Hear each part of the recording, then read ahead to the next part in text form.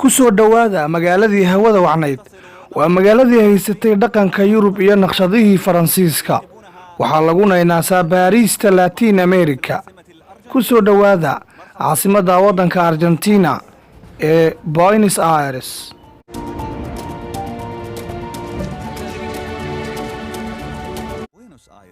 Buenos Aires waa magaalada ugu weyn dalka Argentina waana magaalada saddexaad ee ugu dadka badan Latin America waxaana ku nool 15 milyan waana saddex dhig dadka ku nool Argentina waxa ay si weyn uga duwan tahay wadamada Latin America waayo waxa looga dhaqmaa dhaqamada Yurub.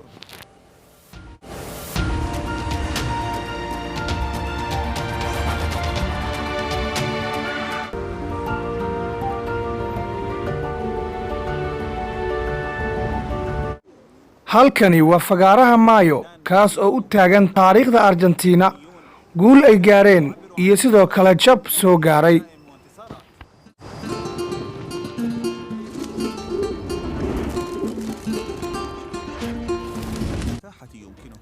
waxaad arkaysaa dhismaha Baldo oo ah dhismo dawladeed oo qadiimi ah kaas oo la dhisay 1850kii iyo sidoo kale taalooyin waaweyn oo xambaarsan taariikhda Argentina.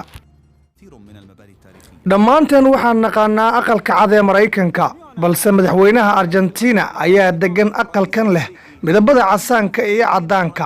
midabadani waxay leeyihiin qiso dheer oo aan idinkaga warrami doono.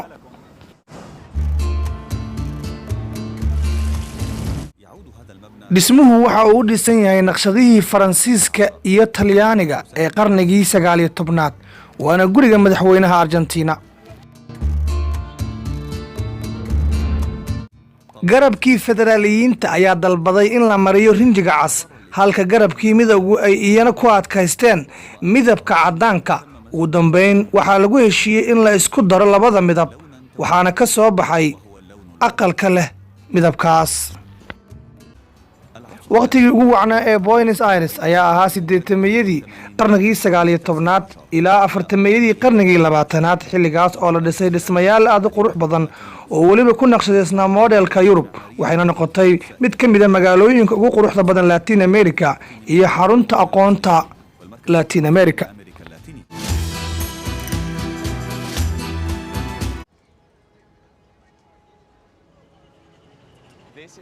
halkani waa fagaaraha magaalada waxaa la yiraahdaa Plaza de Mayo waxaa lagu magacaabaa kacaankii 1810kii. fagaarahani waa wadnaha siyaasadda dalka Argentina.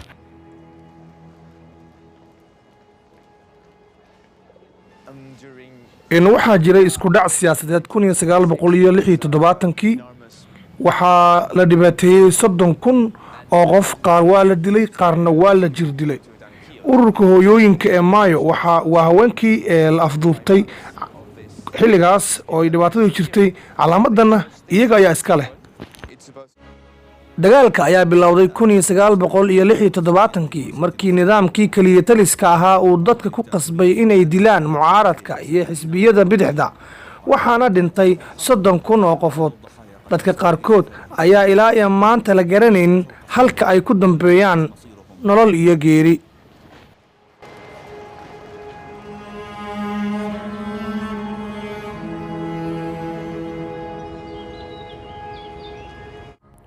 tani waa xasuusaha taalada Metropolitano ee ku taala fagaaraha Mayo waxaana la dhisay qarnigii 13aad. halkanina waa dhismaha kaniisadda Catholiga waxaa gudaheeda ku yaal sawirro xasuus ah sidoo kale waxaa ku jira waxa laga metelay meydka halyeygii José de San Martin kaasoo ahaa qof ay si weyn u ixtiraamaan dadka Argentina. José de San Martin ayaa mideeyay kacdoonadii looga soo horjeeday gumeystihii Isbaanishka si looga cayriyo Argentina, Chile iyo Peru.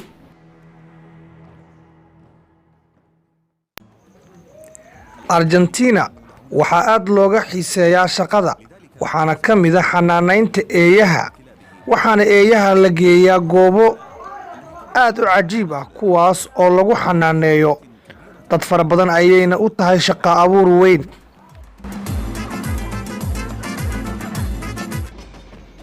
intii aan joognay Argentina waxaana saameeyey dibadbaxyo waaweyn oo looga soo horjeeday qorshe ay dowladdu ku dhimaysay mushaharaadka shaqaalaha waddanka Argentina.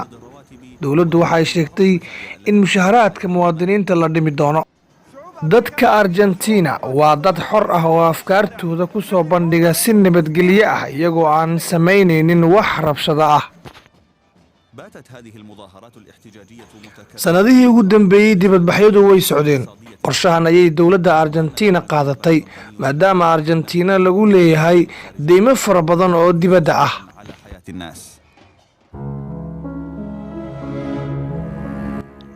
dhaldhalaalka guud ee magaalada Buenos Aires waxaa ku hoos qarsan qisooyinka xaafado ay degan yihiin dad fuqaro ah oo aan waxba haysan, kuwaas oo dhallaankoodu ay u badan yihiin kuwa ku jira jeelasha waaweyn ee dalka.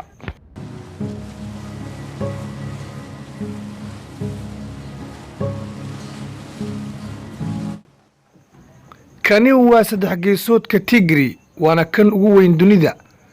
bedkiisu waa 14,000 oo kilomitir square. raashinka ugu badan ee dalka Argentina ayaa ka yimaada. si aan idinkugu soo daah qaadno sirihiisa, doontan yar ayaynu raaci doonaa.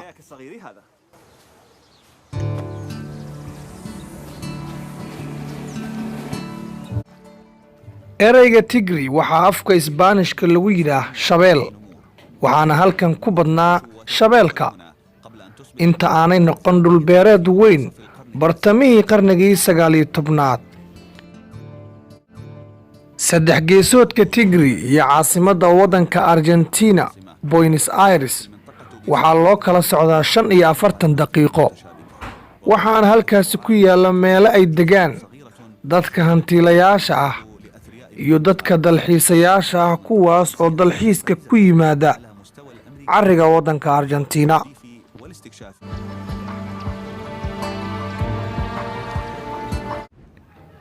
dhismahan waxaa la dhisay 100 sano ka hor si uu u noqdo goob ay ku sheekaystaan ama ay ku caweeyaan hantiilayaasha. waxa uuna leeyahay halbeeg isaga u gaara, bal aan gudaha u galno. dhismahani waxaa laga dhinac dhisay webiga Logan, weliba si cajiib ah. waxa uu leeyahay tiirar, leedhar, caleenta timirta oo si qurux badan loo naqshadeeyey, ubaxyo, kuwaas oo si weyn u soo jiidanaya indhaha daawadayaasha.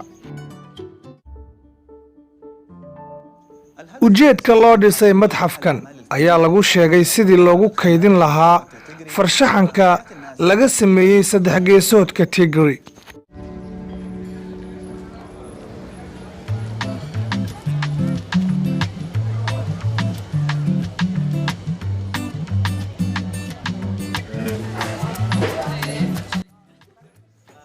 kackac badan baan u jeedaa, waxaana rabaa mid weyn oo leh dhadhanka doolshaha.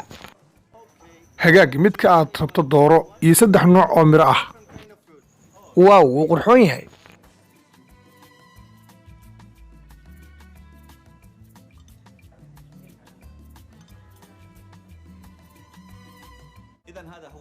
raashinka iyo miraha maqaaxidan waxaa laga keenaa deegaanka 3 geesoodka, waana kuwo aad u dhadhan wanaagsan.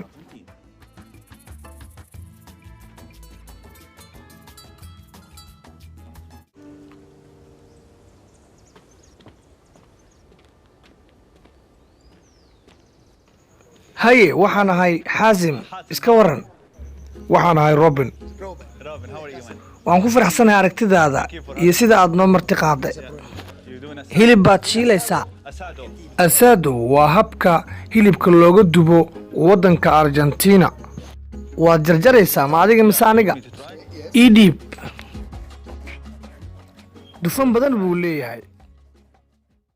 ciyaarta bolo waa ciyaarta labaad ee loogu jecel yahay Argentina kadib kubadda cagta, waxaana laga rabaa inaad tahay qof aad u yaqaano fardafuulka.